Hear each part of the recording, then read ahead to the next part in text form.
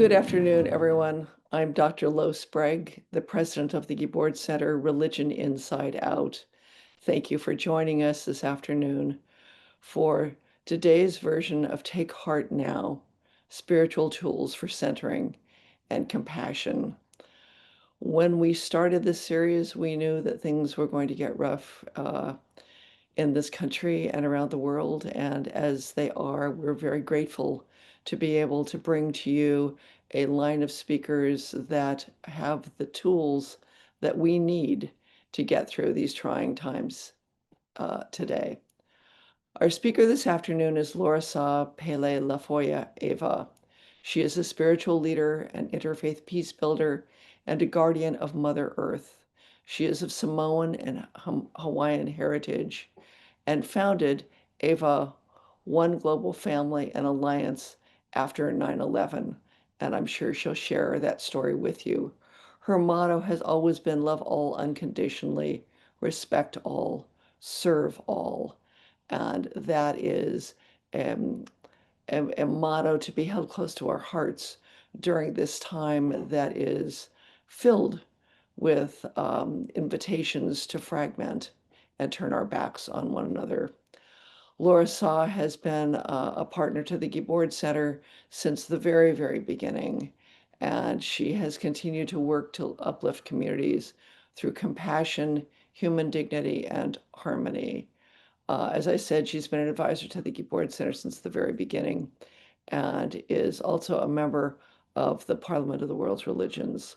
So let me present LauraSa, who has quite a bit to share with all of us today. Thank you, LauraSa. Whawhatai Tele Lava, mahalo nui loa. Thank you, Lo, and the Gibord team, family, for this wonderful opportunity for us to come together, share heart to heart. And I'm very honored. I'd like to acknowledge my Pacific Island ancestors and elders from the Hawaiian Samoan Islands, where I come from. I also want to acknowledge the ancestors and stewards of this land that I live and work upon in Southern California, the Tongva Nation of Los Angeles, and the Ahashaman Nation of Orange County. I want to begin by saying a short Samoan prayer to acknowledge the Creator, Divine Mother and Father as one. Mo'omua lava o te awa le whawhai le awa ma le alofa, tato tina ma tamai le langi, le atua ke akua. Whawhai mo le nei awa noa o tato mai whātasi, o tato uma o le ainga tasi. Whawhai fo'i mo le Gibord Center, ma Dr. Lo, for everything. Allowing us to share our hearts, our stories on how we can stay centered and grounded through these very challenging times all around the world, and help us to flow with more love and compassion and forgiveness and patience and respect and understanding of one another. We are all one global family. It is important for us to remember to just simply love all unconditionally, respect all, and serve all. For me, as a 5-year-old child in the Samoan Islands of Tutuila, American Samoa, I was born in the village of Pawai'iai. And I remember at 5 years old, my grandmother was my force, my rock.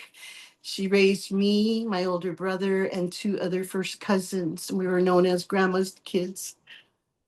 She was a fierce warrior. She was Catholic, but converted to becoming a Latter-day Saint Mormon when she married my grandfather. And in the Samoan Islands, there's a tradition that your firstborn is given to your parents. So that way, when they become old, we take care of them. Well, my brother and I weren't given, we were taken by my grandmother, me right out of the hospital. And so I remember at 5 years old, I was learning in Sunday school that God is our Father, the creator of everything and everyone. And we should worship no idols. Our worship and allegiance should only be to God. And I remember also in a little hut across from our home and plantation, we had kindergarten. And we were taught in kindergarten to put our hand on our heart and say the Pledge of Allegiance to the United States of America. And I found it to be very conflicting with what I was being taught in church, that we should not pledge our allegiance to any flag or anything.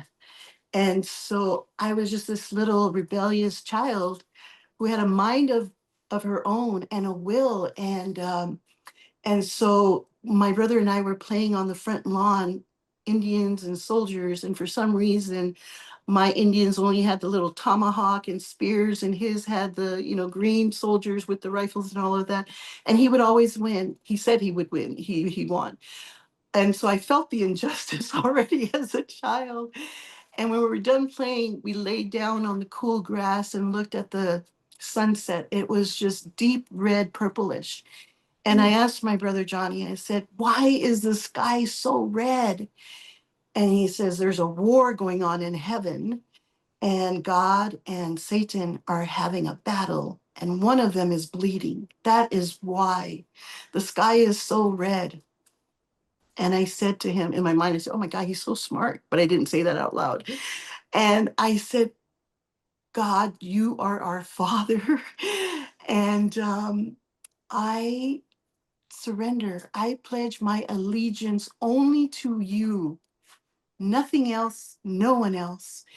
And from that moment on, my life was always a constant conversation with God. It's always the Father. And so everything I do, everywhere I go, I'm constantly in prayer communication with God, and also in complete meditation. Some meditate maybe 30 minutes in the morning, 30 minutes at night. That doesn't do it for me. For me, it's an all day, every moment process. And that for me, the combination of prayer, complete surrender to God, and also meditation. Because for me, prayer is expressing what we feel, what we're grateful for, what we need. And then meditation in stillness and silence is me receiving the guidance and the downloads and the feelings, the energy, the sacred mana, of what to do, where to go, whom to speak to, where I need to be safeguarded, all of that. It's a constant communication with Divine Mother and Father as one. Um, 9/11, I was, a busy corporate executive in the real estate mortgage banking arena. And I was taking my two daughters to, school. Brittany, 11 years old, in the sixth grade, and my daughter Nicole in the eighth grade. And it was just a normal, typical morning. And then I drove to work, and the news was being played in the office, and all of the, employees were congregating and, with their mouths, wide open or covered with their hand. No one could believe what was happening. And I remember that was my spiritual awakening moment. And I told myself that my life from this moment is going to change. I'm going to be slowly exiting out of the corporate arena, and I'm going to use all the skills and experience that I have gained and the monies that I have saved, being frugal with my husband, and I'm going to use it towards whatever I need to do to help bring about peace and love in the world, share my spirit of aloha with everyone. And 2 months later was 11/11. And my daughter, Brittany, 11 years old, was just spiraling downward. Her grades were failing. She wasn't eating. She wasn't sleeping. She'd come to our room and say, Mom, I see dead people. Because, of course, they showed the news in their first period math class at school. And then the news kept repeating over and over, just like everything that's going on today. And so she felt that it was continuing. And that Christmas, was the first Christmas she did not ask for a baby brother. She wanted to be baptized and she wanted to be sealed to us as an eternal family. And a month later, on January 11th, I was driving her to the hospital because things were progressively getting worse. And it was right after Christmas. And so we were driving down Garden Grove Boulevard, and you could see these decorative flags from the holidays. And all of a sudden, my daughter, like, being in such pain, she was hardly talking, interacting. She was just sitting silent on the passenger seat. And all of a sudden, her hand just went up and she said, "Mom, that is what I want." And I said, "What is it? Whatever it is, I'm going to get it for you. Maybe not a baby brother, but I can adopt one." And she said, "That's all I want right there." And I looked up and I saw the flags was love, light, joy. And the one she was pointing to was peace. Mind you, this was 4 months after 9/11. And I knew what she meant, but I tested her. I said, "Oh, my daughter, you want peace from the pain and suffering that you're going through?" She goes, "No, I want peace for all the families in the world, all the mothers, all the children, no more wars. I just want peace, Mom." And I looked at her and tears were streaming down my face. I could barely drive. And I said, "Okay, my darling, Mama's going to work on that for you." And I looked straight forward and I just said that mighty prayer. I'm like, "Oh God, my mother, Father, please use me as an instrument for peace and unconditional love. Take me to wherever you want to go in the world. Wherever there's terrorists, you send me. Wherever there is suffering, you send me." As a mother, I am dying internally because I know retaliation is going to be coming and thousands more will suffer and die. I surrender everything to you. All the blessings that I have received, they come from you, and I return everything to you. Just allow me to serve thee. And surrendering is not just a one-time thing. You have to keep surrendering over and over as new atrocities unfold that take your breath away, that breaks your heart into so many fragmented pieces and just tears at your soul. Makes you feel guilty that we have food to eat, that we have little Christmas gifts for my grandchildren, while others have barely food and water, medications and hospitals. Their homes have been torn apart. Their communities are rubble, fleeing, walking for miles for safety. Um, these are the things that continue to light the fire within my heart. And I be careful what you ask for. It took me 4 years waiting upon God to send me to wherever I needed to go. I thought it would be the caves in Afghanistan or Iraq or wherever the weapons of mass destruction were alleged to be. And I got tired of waiting. It was 4 years. And, I was escalating in my corporate position and managing production branches, millions of dollars worth of business. And all the accolades came with that, but none of it was important. I would cry almost every day in my car before I went into the office. I'm like, "I'm still waiting. You have such selective hearing." I said, "I need to speak to Mother God. Jesus, I know I'm supposed to go through you, but I'm demanding to speak to Mother God. Because I know if my heart is breaking and I feel like I'm dying and I can't breathe, can't sleep, can't focus, I can't even imagine what Mother God is going through." And so it took me 4 years. And it didn't even come at the 4 years. I finally set my intention for my 40th birthday. I'm taking now my 15-year-old daughter, Brittany, and we're going to serve in the poorest of the poor communities in India, in Ahmedabad. We happen, just, no coincidences, but we served out of the Gandhi ashram in Ahmedabad, same place where Gandhi led the Salt March, which eventually allowed India to gain its independence from the colonizer.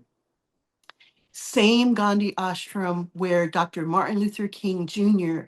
and his other followers, disciples, went to learn about Gandhi's Satyagraha movement. And that's where we ended up going with 14 other volunteers. And I learned so much. There was a divine purpose as to why God had selected that place. I thought it was my own choosing, but later I realized it was all divinely timed and orchestrated by the Creator. That was it. I got a taste of what my heart had been longing for. We served in leprosy community. We served blind children, blind school. We served in the worst slum communities with rag picking women who go through the trash to find recyclable goods to earn maybe $1 a day to support their families. If they don't work, they don't eat, they don't go to school. So many, we adopted or sponsored preschool nutrition centers in various slum communities. We just, whatever the need was, you just walk and see and do. And my focus was simple: love all unconditionally, respect all, serve all. That is the purpose of One Global Family, the acronym LauraSa. And, people ask me, you're going to be going to Ukraine, you're going to be going to Syria and the neighboring countries, you're going to be going to terrorist prone Pakistan, devastation in so many different countries in Africa, Ethiopia, where we've served. They said, Laura, especially in Israel, Palestine, there's so many sides and, so many truths and untruths. Who will you side with? Who will you listen to? And I said, I only listen to God. My purpose, my sole purpose is simply to love all unconditionally, respect all, and serve all. And they get it. They don't have any other questions to ask me about whose side I'll be on. When I first went out of the country to India to serve, and during the 4 years that I was waiting desperately, it was all preparatory. It teaches me patience, and it taught me to have full faith and trust in God. There's always a divine plan that's far bigger and more purposeful than anything that we can imagine. And if we can just put it in neutral and surrender and trust with full faith, prayerfully, openly, open heart, open arms, open mind, it all comes together like pieces of a puzzle. And so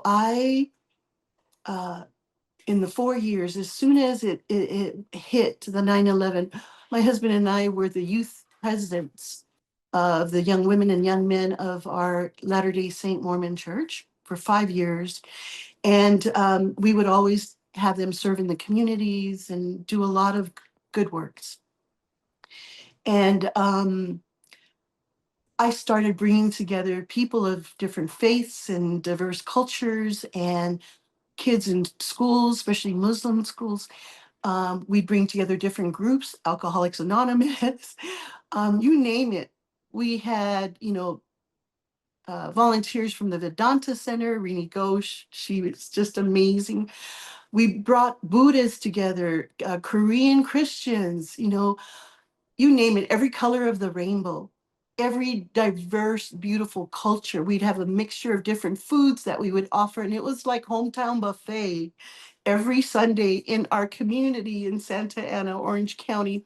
When we first started, there was probably maybe 100 to 150 people there in the Civic Center, right close to the jail, and also the library and Orange County Public Defender's Office. So we would gather together. I'd be the symphony conductor, inviting all the different groups, orchestrating the menu, and reaching out to businesses to donate foods and to participate. And all of my different organizations that were, humanitarian or interfaith or just spiritual organizations all come together to make a collective impact, to just simply serve with kindness and unconditional love, giving of warm hugs, just a pat on the shoulder for those who don't want to be hugged. We would start with serving of food, then it was haircuts and music, and then toy drives and clothing distribution, whatever resources were needed, it would all come together. We did that for 4 years before we went to India, and we've continued to do it for 23 years. And eventually, when COVID happened, we were blessed to have put pressure on the city and the county to open up a dormant bus depot that had been sitting there for 10 years not being utilized. So it was opened up as a temporary shelter for 500 of our homeless. It grew from 100 to over 500. I think other cities were giving one-way bus tickets for homeless in their communities to come to Santa Ana. And it worked out really well. All of our organizations were managed by Midnight Mission from LA. And so the meals, 3 meals a day, snacks in between, tables where outside community resources, organizations would be available for everyone to access.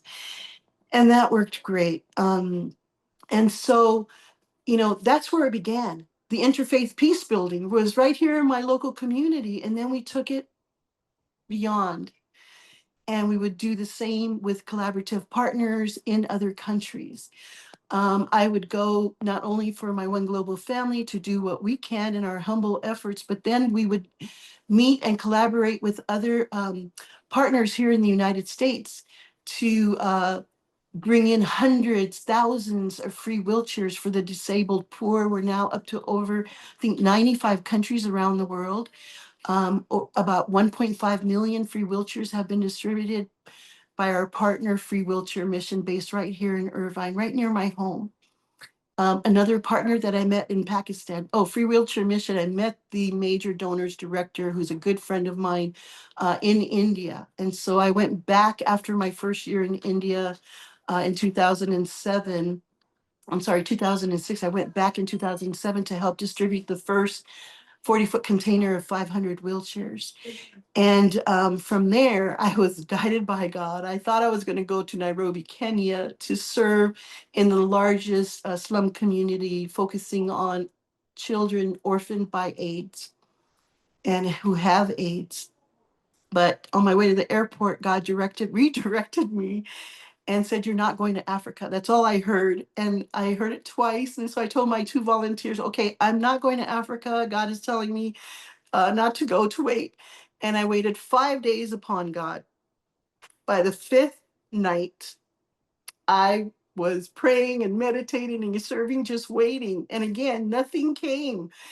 And so by the 5th night, we had a beautiful interfaith dinner at the home of one of the co-founders of a nonprofit organization that we were serving with.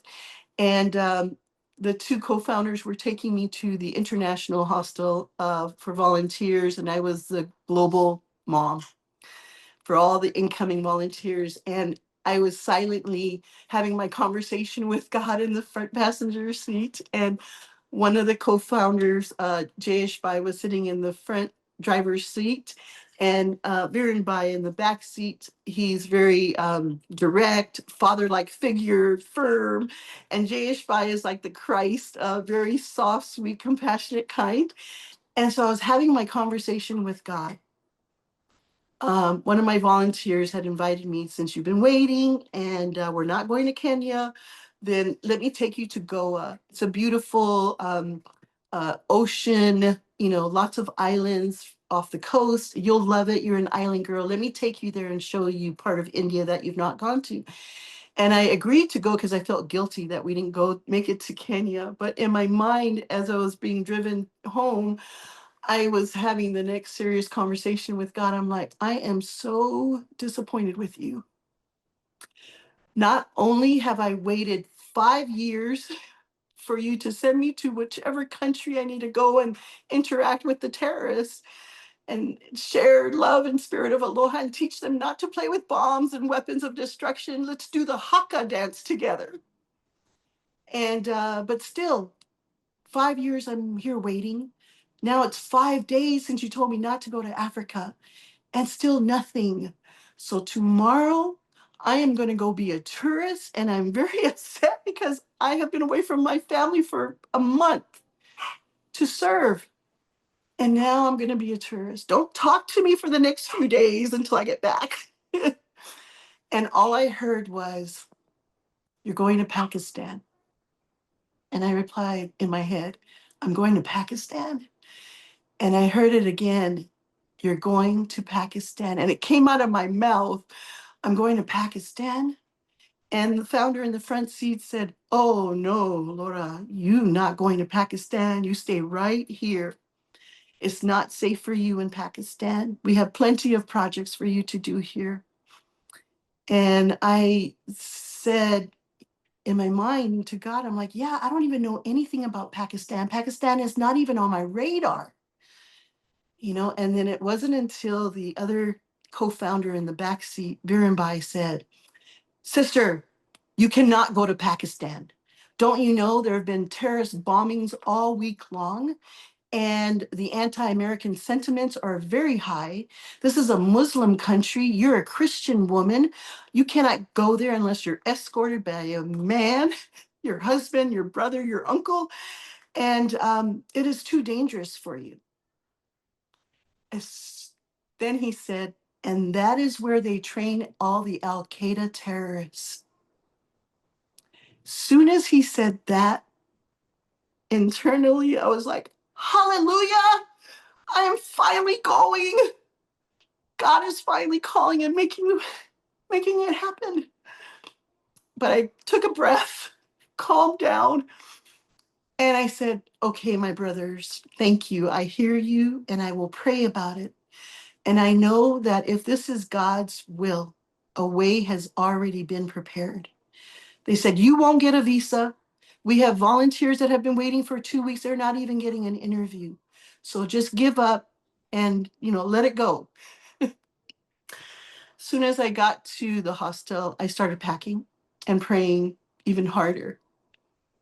And I said, okay, if I'm going to be in a cave, I need to just take my laptop, my backpack. I need to take my camera. I need to show them videos of my family, our dances, our music. I need to show them, love, light, and joy, and share with them the impact this has had on my daughter and our nation, and that we are all one.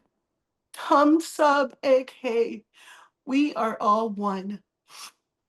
And so the next morning I got up, I went to the Gandhi ashram for the 10 a.m. prayer, and I let everyone know that I was leaving that day.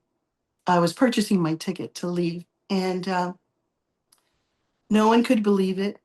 But my children in the slum community, such great faith and excitement for me to go. And their only request was for me to take this cassette that had a song on there. It was about Ram, hey Ram, Ram, you're our mother, you're our father, you are everything.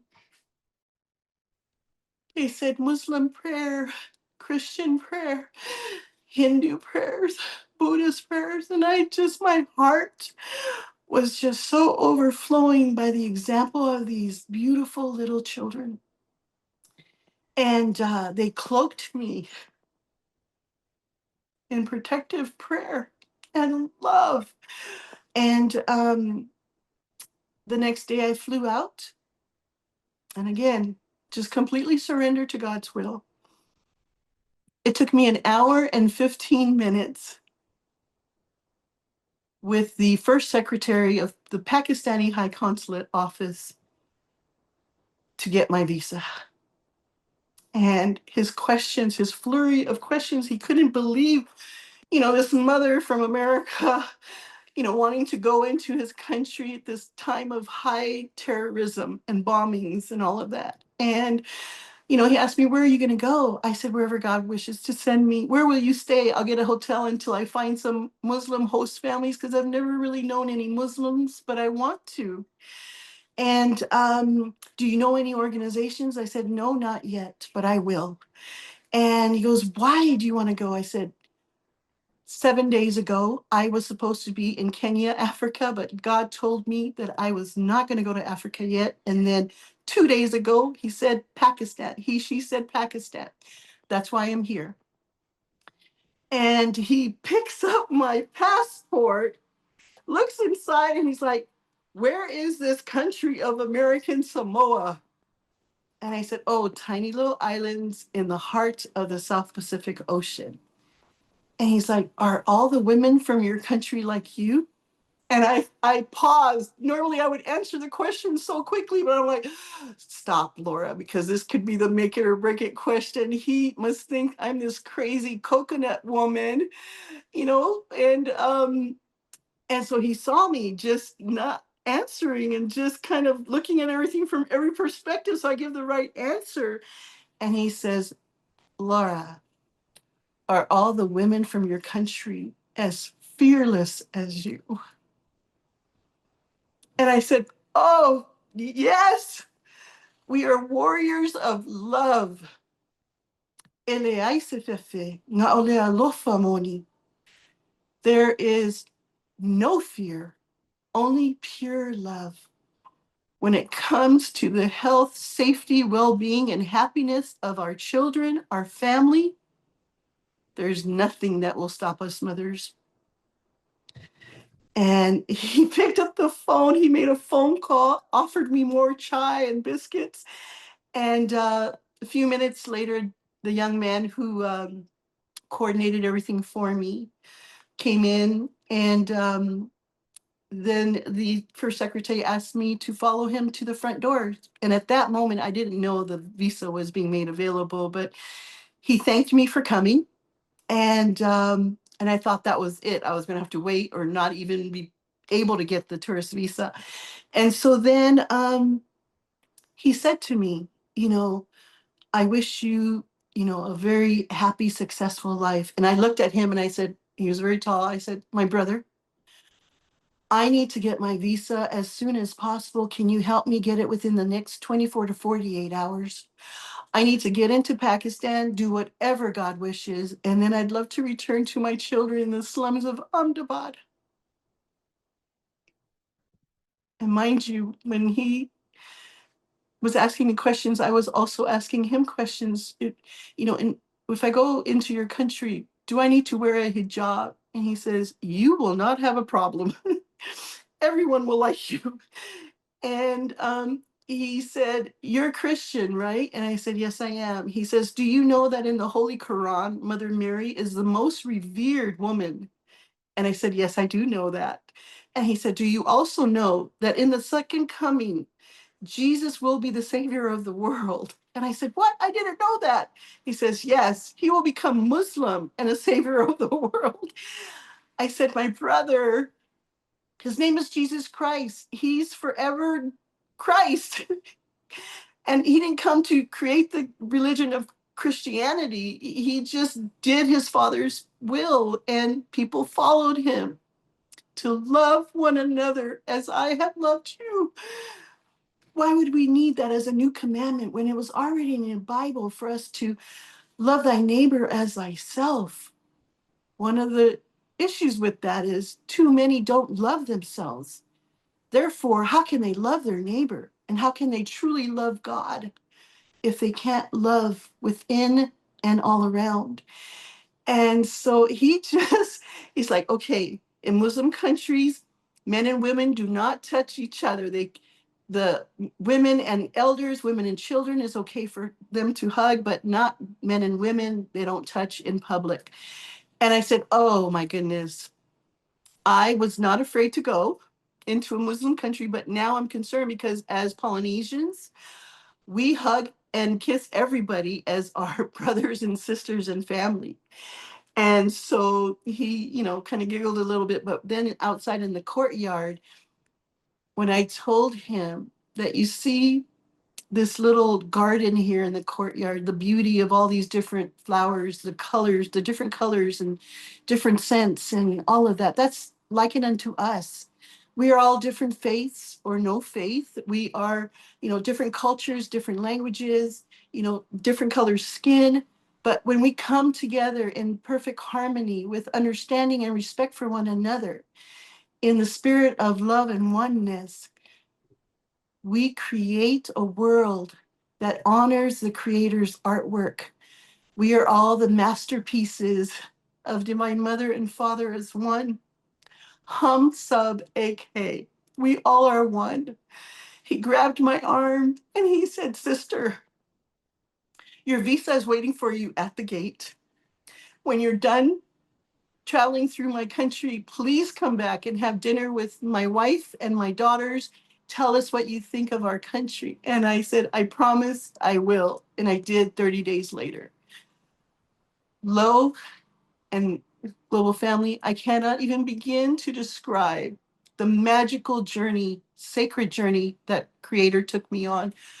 I couldn't have ever planned it in the way that it unfolded. I met humanitarian partners that now have received thousands of free wheelchairs. I've gone back with my daughter Brittany the year later to distribute, to open up an orphanage for girls, to distribute sponsorship checks to 120 orphans in the mountains of Kashmir, where it was so Taliban infested. While we were up there, an earthquake unfolded in the border of Afghanistan and Pakistan. And my organization was too afraid to take me in because they said, "Laura, it's 90% Al Qaeda. It's too dangerous for you." And I said, "My brothers, if you don't take me, I will get there on my own."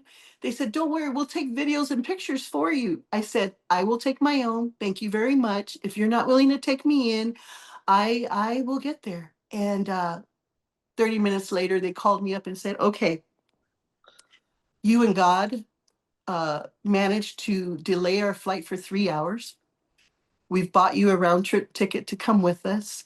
And the president of our organization, you call him Grandpa Khan, he was hospitalized from your wheelchair distributions. And so he said, you're going to set aside, the cultural traditional rule of not traveling with women in the car, and Laura will take my place." And so we did. Border of Afghanistan, Al Qaeda, all of that, everything divinely timed and planned by the Creator. And so I'm grateful to be here to share just these little things. There's so much more, but but I'm going to stop there for now because I know there's a song I want to share to my Ukrainian families and the resilient people and leaders of Ukraine who I had the next sacred journey to spend with 2 years ago. And the song is called "Christmas with You," which has pictures of us in war-torn Ukraine, passing out humanitarian aid, doing whatever God wishes. And it's a 3-minute song, and I hope that we can play it, Lo. One of Okay. my singers in Nigeria, Africa, wrote this at my request, and we produced it with a wonderful team of One Global Family uh, team there. And here it is. It's called "Christmas with You." I didn't get to make it back for Christmas of 2022 or 2023 as I had hoped, but my goal is to get there next Christmas or in 2026. So this is to honor them and their resilience. Thank you.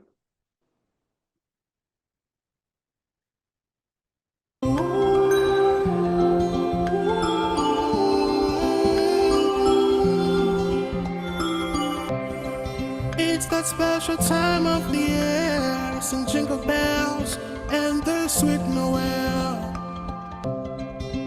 Love is all in the air, take it in, let your heart be light.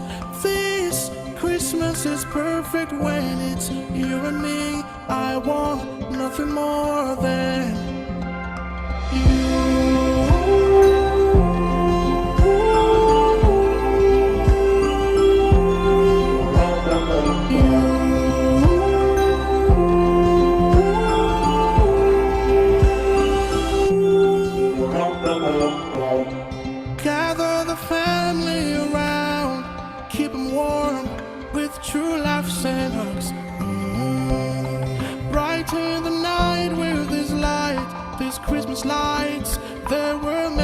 shine. This season is perfect when it's you and me. I want nothing more than this Christmas with you.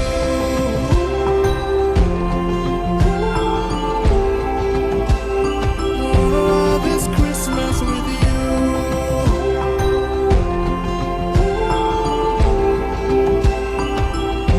This Christmas with you.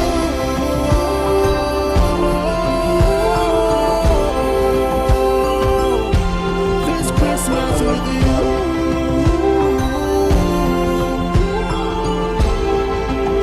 Yeah, yeah.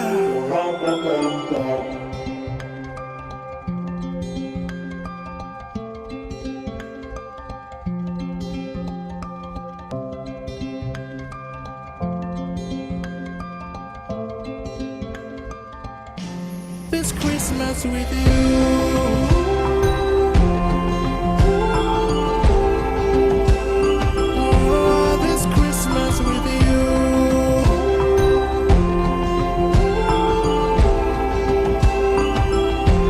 This Christmas with you. This Christmas with you. This Christmas with you.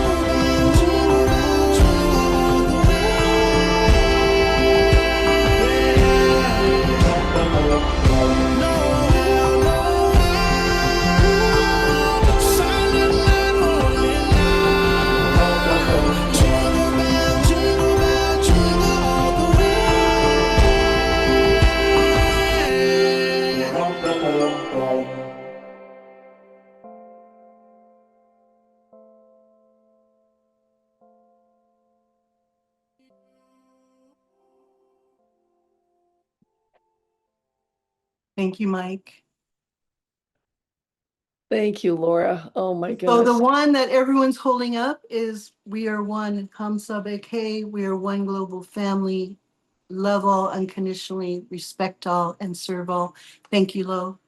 Oh, thank you, Laura. That is a very powerful, powerful message. And tonight we have experienced what it's like when one woman puts her heart and her faith in God's hands and turns it over. And you have shown us just a remarkable, remarkable time, Laura. Thank you Thank you so so much. much. So much. Keep us in prayer. Our next sacred journey is to return back in a month to Israel, Palestine, hopefully the ending of this month. So We will do so. I thank you all for joining us this evening. I I want to let you know that on September the 20th, which is a Saturday evening, the Gibord Center is putting on a special presentation at St. John's Cathedral called Feel the Spirit Moving. This is an extraordinary concert, which has as its goal really bringing us together as community and lifting our hearts together during this difficult time. We need music that opens us up to the spirit and brings us together. And that's exactly what this concert is going to do.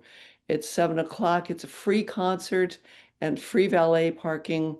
Please tell your friends. We do ask that you contact the Gibord Center, that you register so we know how many people are coming. But we are very much looking forward in everything we do to try to bring people together, to celebrate what's good, to find strength in God center, whatever you want to call it. But we are in this together, and we are in this together in the presence of the Holy, in the presence of the Spirit. And I thank all of you for coming and spending your time with us together this evening and look forward to seeing you hopefully on the 20th. And again, we will see you for October's version of the Take Heart Now series. We look forward to seeing you the second Wednesday of October. Thank you all. Have a good and a blessed evening. Be safe. thank you. Thank you.